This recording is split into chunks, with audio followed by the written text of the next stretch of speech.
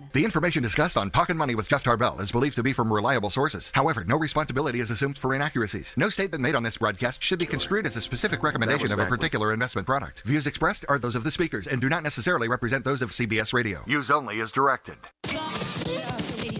Smiles, everyone. Smiles. And prepare yourself for... Show me the money! Ladies and gentlemen, the radio broadcast experience designed to keep your wallet in top condition. It's Talkin Money with Jeff Tarbell. Talkin Money.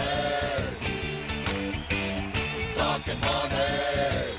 More money, more money, more money. And now entering the studio, your guru for fiscal fitness, Jeff Tarbell. What's happening? You bunch of losers. Not a single one of you could win the lotto? Come on now. We bought every number there was out there. Apparently I didn't win because I had a little bit of an attitude this morning. I was expecting a full 2 hours of dead air as I was out sipping a Mai Tai, giving you all the finger because I was on the beach. But anyway, I'm just giving myself the finger instead. So my understanding is 3 people won. That is your understanding. My understanding is not the right person won. And that's all I have to say about that, Richard. How are you doing? 2 weeks off. I have got about 65,000 hours worth of material. About 65 seconds of it's any good. So what do you do with 2 weeks off? You sit on your ass on a big boat and you drink excessively. All right. And that is about the sum total of how a cruise works, and I will discuss that too. I went from the land of billionaires to the land of pesos all in the same day. I've got all kinds of stuff to cover, but I would be remiss because I know that he is chomping at the bit in there to come clean with the American public. This is the Talkin Money exclusive, 60 seconds from the mind of Christopher Lawton. He's been off for 2 weeks, so my guess is this might take a full 75 seconds.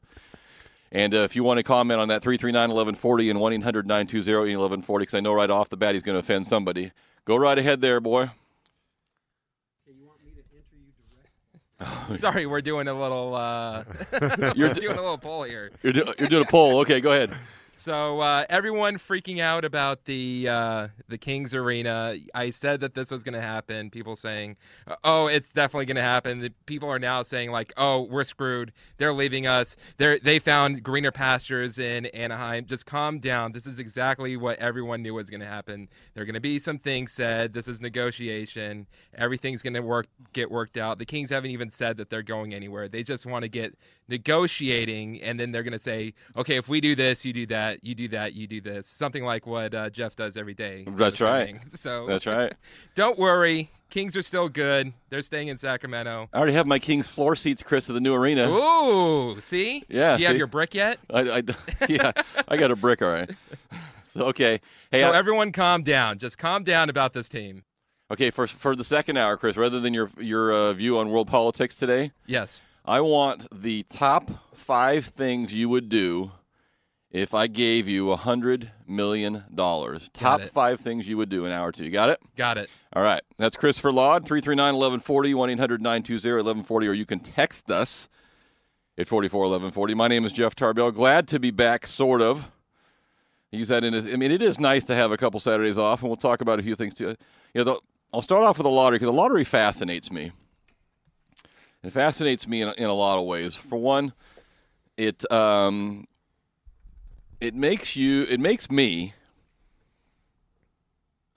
think about things that you would not normally think about, and then when I don't win, I get all PO'd at myself. It's like, okay, do I not think that I could do those things anyway in life? So I guess part of it is a little bit of a downer. It's like, okay, I guess part of my brain, I don't believe that I could actually accomplish what I want to do. Because if you're given free will to think about all the things you could do and you would do, and good, bad, or indifferent, but then why don't you think about those things when you are not paying $5 to play the lottery? So part of me is a little disappointed in myself. And I started thinking this week about, now last week, Cole and Grail, who sat in the chair, thank you very much, Cole, appreciate that, had one of his quiz questions was, who's the youngest female billionaire that didn't inherit, marry, she earned it on her own. And I don't remember her name now, but she invented this kind of this undergarment, this slimming undergarment material that men and women wear that makes you look skinnier. She's a billionaire. She's 31 years old, single female, and I'm thinking, okay, so it's clearly possible in the United States to make $100 and something million, and yet most of us would rather put our $5 in. So part of me is just disappointed in myself that I don't let myself dream about doing it on my own rather than trying to win it.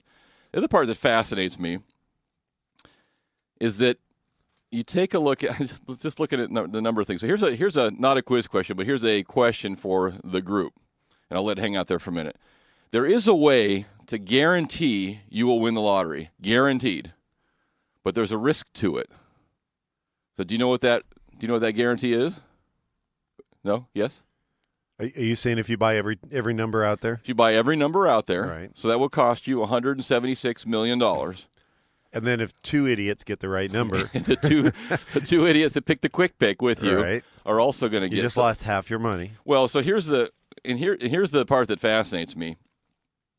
If any politician proposed a $1.5 billion tax on the lowest segment of income earners in our country and said, we're going to raise $1.5 billion over the next 90 days, because that's how much money that the lotto that went yesterday raised $1.5 billion since its last win, which was in January. So we're only talking about 90 days here.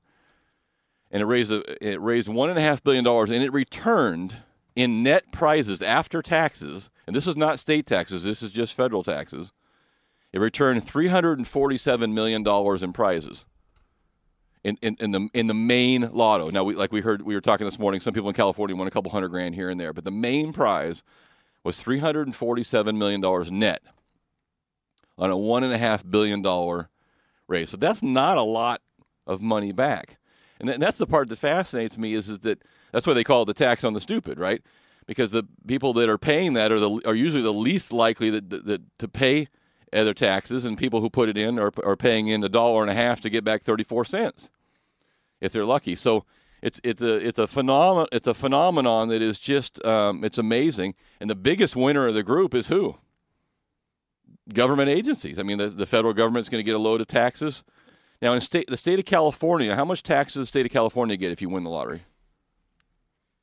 No Zero. clue. The state of California does not have a lottery tax. Which is another thing that amazes me is like we're proposing we're hurting for money.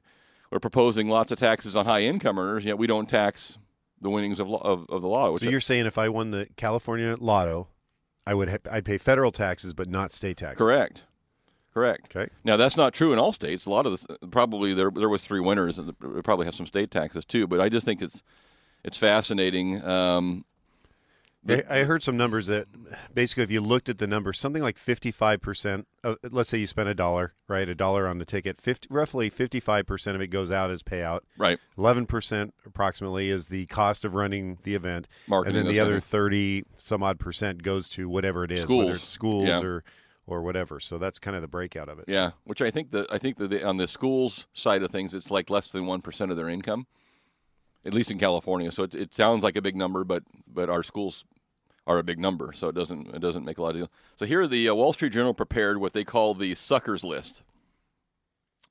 This is the list of states ranked in the sucker index created by Bloomberg using data from 2010.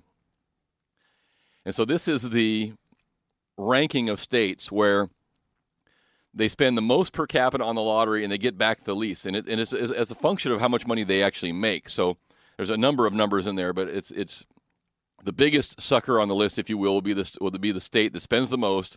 They actually earn the least, and they actually make the least back in terms of winnings. So anybody want to take a guess on the number one? Actually, we'll make that our number one quiz question this morning. 339-1140, 1-800-920-1140. And you can text us at 441140 if you want. The number one state on the suckers list for the lotto compared to Bloomberg. And I'll tell you the 43rd state, the least sucker, is the state of North Dakota. So in North Dakota, they make decent money. They don't spend it on the lotto. And so they are the last state on the suckers list of rankings. The number one state, I'll tell you one of its There's a guy running for office that's, I think, from that state. So I'll give you a little quiz. We'll let that hang out there a little bit at 339-1140. All of your state rankings always have North Dakota number one. They do. In North Dakota always comes in the well, in this case it's number 43, but which would actually be number one on the list. But you're right. North Dakota always comes out as a reasonable group of people. For one, there's not that many people there, so it's a little easier to get the list down. Hey, I'm going to do this today too because I don't know how much longer Sierra Tahoe is going to stay open, and if they keep getting the amount of snow they've been getting, they may be going for a while, and they've got a lot of snow lately. So I brought in with me to the studio today. I've got about 15 passes here for Sierra Tahoe. So if you're thinking about hitting the slopes this weekend, maybe tomorrow, maybe during the week this week, and you want a pass to Sierra Tahoe, we will take the first 10 callers at 339-1140 or 1-800-920-1140 who want to come down and pick up a pass at the studio before we close at 11 o'clock today, before the show ends at 11. So if you're interested in coming down and picking up a ski pass and you want to get up and get some skiing in tomorrow or this week, because I won't have time to mail them out in time before the week. I think, is everybody on spring break this week? It is. Some counties, Placer County, Eureka area. Okay, so a lot of people are. So 339-1140, 1-800-920-1140 if you want to come down and pick up a ski pass to Sierra Tahoe. We've got about 10 of those here. We can do that. You have to pick them up before 11 o'clock. The rest of our winners, we will mail them out as the show progresses. So what'd you do for 2 weeks off? Not too much. Just studying, trying to get through school. Trying to get through school? Trying to get through school. No, I was traveling. I went to Nashville. Went out to Nashville for a 4-day conference, so that went well. And came home and went out to Denver. So I was in Denver for a while. So back in the saddle, hanging out here with you on a Saturday morning. Yeah. Nothing else to do. And I'm not sure our text line is working there. Chris, did you check that 441140? It seems like we're getting some old stuff there. So